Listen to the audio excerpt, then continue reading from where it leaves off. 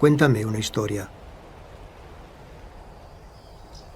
Hacía tiempo que el viento nos susurraba su nombre, convertido en espíritu errante en las memorias de sus más cercanos.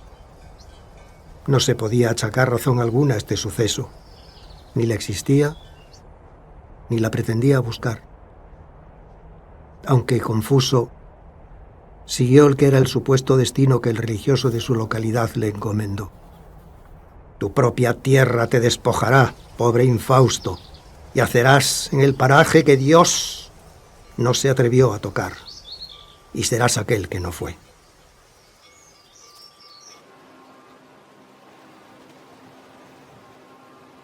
Poco tardó en decantarse por la contienda de las tierras colindantes. Fue limitada la importancia de los nombres de los grandes señores, los motivos o secuelas del enfrentamiento. En aquel lugar le daban un lecho, una comida y un porqué.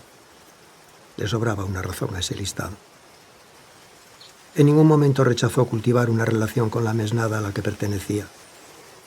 El célebre caballerismo no hacía apariciones en un campo bañado de anturio líquido.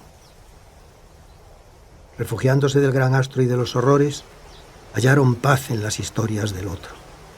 Difícil era vislumbrar unas palabras que encuentren goce alguno en aquel que contaba su historia, pero, aún por difícil de creer, servían de evasión para los demás compañeros de futuro túmulo.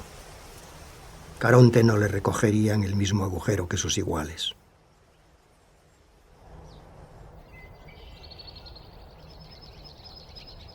Era mañana de verano, cuando las cornetas alentaban a la muerte. Tras embrazar aquel trozo de madera mal llamado por su superior escudo, partió a la batalla. Los rugidos servían como plegarias.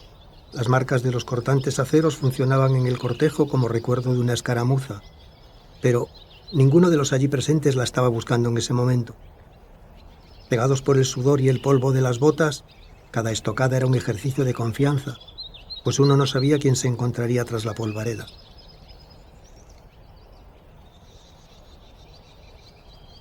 Un hombre pareció entrelazar su destino con aquel espíritu perdido. De paso decidido, tal vez por el peso de la armadura, no quiso otra cosa sino acercarse a él. Levantó el hierro para efectuar un mandoble. El viento, copiando al divino mar rojo, fue separado en dos. La extrañeza tardó poco en llegar, pues el fallo de aquel espadazo fue de severa gravedad. Giró la cabeza como pudo y vio que él no era su objetivo, sino un compañero. Mentiría al decir que el suspiro que vino después no fue real. Pero este hecho no le sirvió como excusa para volver a buscar a alguien a quien batir. Tras decidir quién era digno de tal tarea, llevó a cabo su ataque. No hubo respuesta. Pareció querer evitar el enfrentamiento. Repitió con otro suertudo. Acaeció el mismo hecho. El encapotamiento del cielo fue entendido como una reticencia a marchar del lugar. Aquel no era su sitio.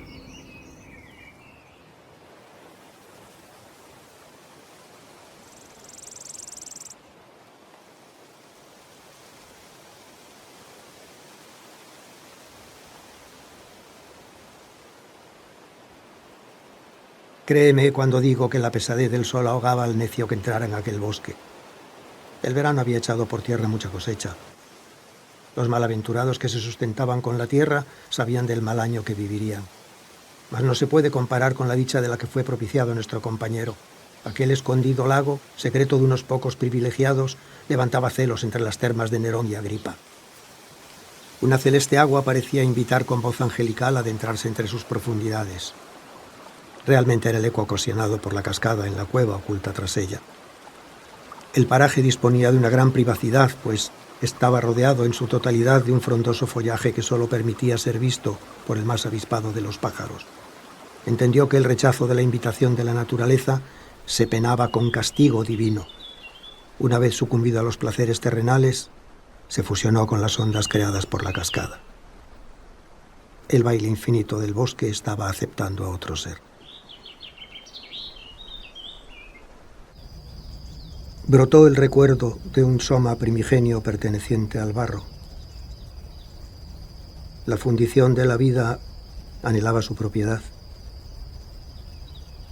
Recelosa de su consistencia, fue una a una quitando los puntos de cohesión. No hubo pelea. Se hizo uno con aquel y lo otro con el uno. Mantuvo la compostura el ánima, capaz de seguir allí, danzando con el agua. Un bisbita eligió de pareja a la señora Camelia para descansar. El gran astro pagaba su ira con el ave, pues se había adueñado de su hija.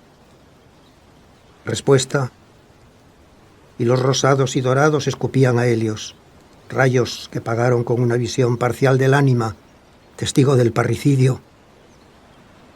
La cúpula fue fuego fatuo. El barro gritaba, impaciente.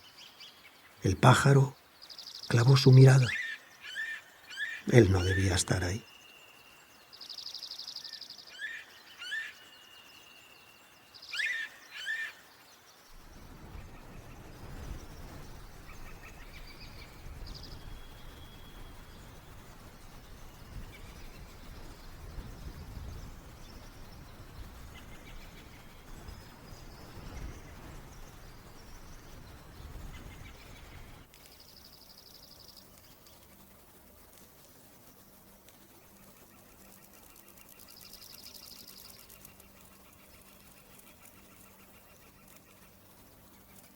No fue extraña la llegada de la noche.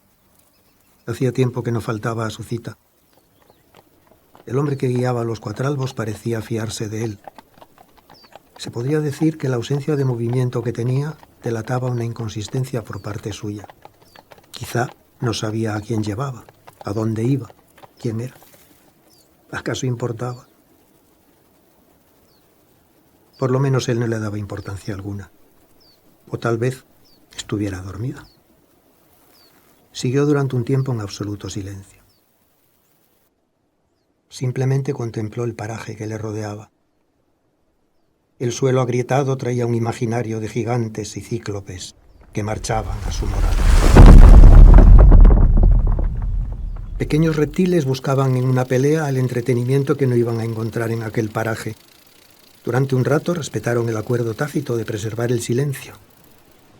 «Ya casi hemos llegado». No hubo respuesta. No fue necesaria. La cúpula de estrellas que miraban a aquellos dos hombres empezó a separarse de ellos. El suelo empezó a imitar ritmos pasados. Los caballos empezaron a llorar a sus madres. El hombre, ya cansado, paró el carruaje.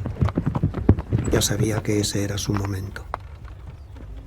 Al bajar del carro pudo sentir los acompasados pasos de los gigantes en su propia piel, uno y otro. Uno y otro. Realmente creía que ese mito no era más que eso, una historia para asustar a infantes, pero en ese momento lo estaba sintiendo. Cualquiera tacharía de ingrato el trato del cochero, pues valía poco la despedida, y más allí. Pero el hombre lo entendía. ¿De quién se iba a despedir, sino de uno mismo? La pareja de caballos se marchaba del lugar, sin prisa alguna, siguiendo el sollozo de antes. Una vez que el carruaje se alejó y se convirtió en recuerdo, el hombre encontró ese paraje. Fue Ovillo de Lana, imitando su primera casa antes de que lo obligaran a salir. Y el hombre empezó a arder.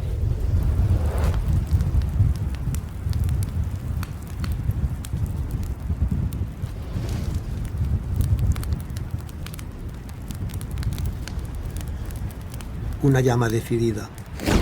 Unas ascuas se mataban entre ellas. Durante unos momentos se convirtió en lo único de aquel lugar. Un humo se iba inventando poco a poco en la escalera. Tuvieron que pasar 3 noches para que se diera por vencido. De este parto solo quedó unas ascuas. El 9º arcángel bajó acompañando la llegada del mediocre octubre. No se escuchó nada más. Por primera vez la noche olvidó su cita. De entre los restos brotó una camelia. Aquel no era su lugar.